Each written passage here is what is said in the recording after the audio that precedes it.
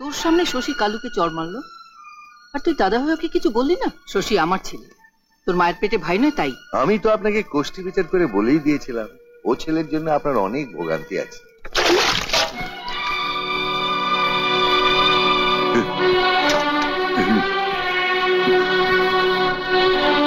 শালা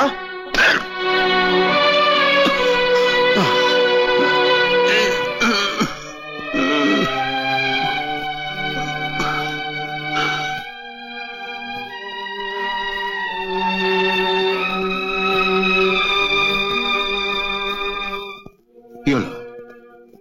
কালু কাকাকে তুই মারলি কেন? দেখো না এই নতুন পাঞ্জাবিটার কি অবস্থা করেছে। পাঞ্জাবিতে একটু জল পড়েছে বলে পুরো লোকটাকে এমন করে মারলি যে ঠোঁট ফেটে রক্ত পড়ছে। এটাই তোমার ভীষণ দোষ দাদা। বাড়ির চাকর বাকর গুলোকে আশকারে দিয়ে তুমি একদম মাথায় তুলেছ। ওসে যাকে তুই চাকর বাকর বলছিস সে কালু কাকার কোলে পিঠে চড়ি তুই আজ বড় হয়েছিস। ছোটবেলায় তুমি ঘোড়ার পিঠেও চড়েছি, তা বলে সেই ঘোড়া যদি আজকে আমাকে লাথি মারে তাহলে আমাকে সেই লাথিটা চুপ করে সহ্য করতে হবে? তুই কালু কাকার সঙ্গে ঘোড়ার তুলনা করছিস? না করার কি আছে? ছোটবেলায় মেলায় গিয়ে যেমন পয়সা দিয়ে ঘোড়ার পিঠে চড়েছি, তেমন কালু কাকার পিঠেও তো আমি বিনা পয়সায় চড়িনি। এর জন্য বাবা ওকে মাইনে দিয়েছেন এবং আজও দিচ্ছেন। ভুল করেছিস কোথায় ক্ষমা চাইবি তা না? আজ পর্যন্ত আমি কারুর কাছে ক্ষমা চাইনি দাদা, এমনকি বাবার কাছেও নয়। ছোটদাদা ও ঠিকই বলেছেন বড়দাদা বাবু। আমার মতন মাইনে করা চাকরের কাছে ক্ষমা চাইলে কি ওর জাত থাকবে?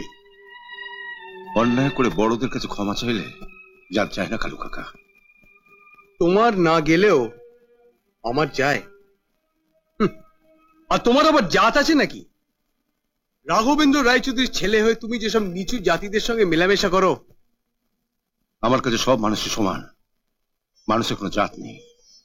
ওরে জাত জাত করিস কেন, জাত ধুয়ে কি জল খাবি?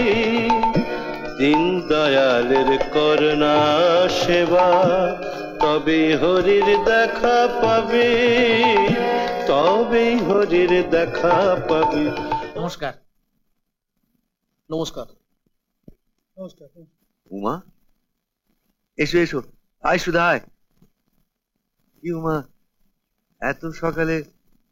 আর সুধা উমাকে নিয়ে গিয়ে ঘরে বসা। না না কাকু, আজ আর আমি বুঝবো না। আপনাকে একবার ওষুধের বাক্স নিয়ে আমার সাথে যেতে হবে। ওষুধের বাক্স নিয়ে? কেন, বৌঠানের কি আবার বাড়াবাড়ি কিছু হলো? না, মা এখন ভালোই আছে। তবে কার আবার কি হলো? আপনি চলুন তো, তখনই দেখবেন। ও সুধা, তুই তো বলছিলি ও বাড়ি যাবি, তুই তাহলে ওষুধের বাক্সটা সঙ্গে নিয়ে আমার সঙ্গে চল। না না, ও আবার কষ্ট করে, মাথা এখন ভালোই আছে। ও যখন যেতে চাইছে যাক না। তোমার মার এখন বয়স হয়েছে, এক হাতে অত বড় সংসারের কাজ করা। না, আপনার তো সংসার আছে, এখানকার কাজ ফেলে। আমার সংসারে আর তেমন কাজ কোথায়? এই দুজনে দুমোটের ব্যবস্থা করো, সে হবে খন। আমি তাহলে ওষুধের বাক্সটা নিয়ে আসি।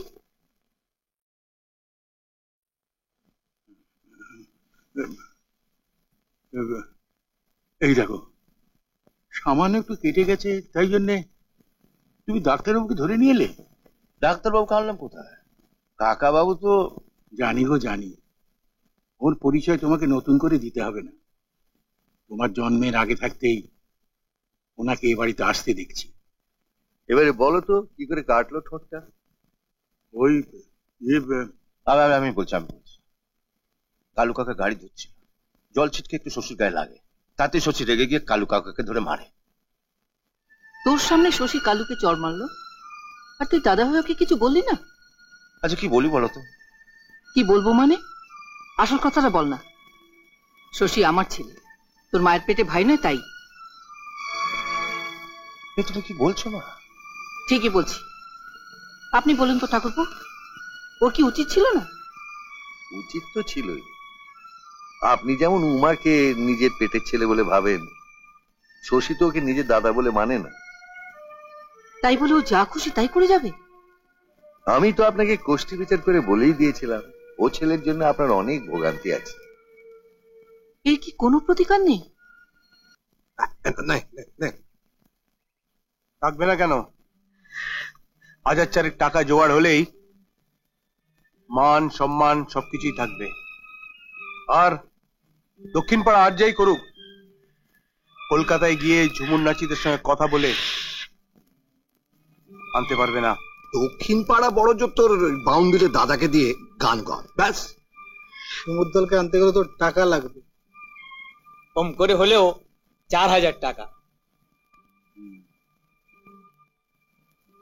টাকার ব্যবস্থা আমি করে দেবো। জবাব নেই গুরু তোমার। তোরা কলকাতায় গিয়ে ওই ঝুমুর নাচিদের সঙ্গে কথা বলে আয়। তুই যাবি না গুরু? তোর মতো সুন্দরী তো আমরা বেঁচে নিতে পারবো না।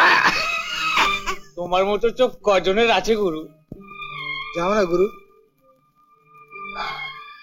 না রে না, আমার গেলে চলবে না। বুদ্ধি খাটিয়ে বাবার কাছ থেকে টাকাটা জোগাড় করতে হবে। কত টাকা চাই তোমার? 5000 টাকা হলেই হয়ে যাবে।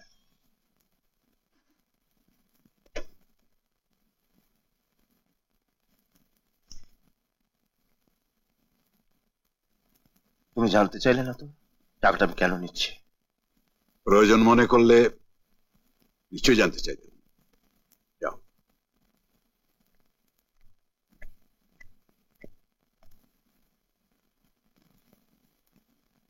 তুই কি আমায় কিছু বলবি?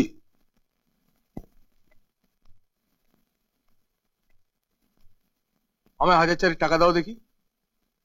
এত টাকা নিয়ে তুই কি করবি? দাদা 5000 টাকা নিল, ওই টাকা তো কিছু জিজ্ঞেস করলে না। ও যদি আরো বেশি টাকা চাইতো, কিছু জিজ্ঞাসা না করেই আমি দিয়ে দিতাম।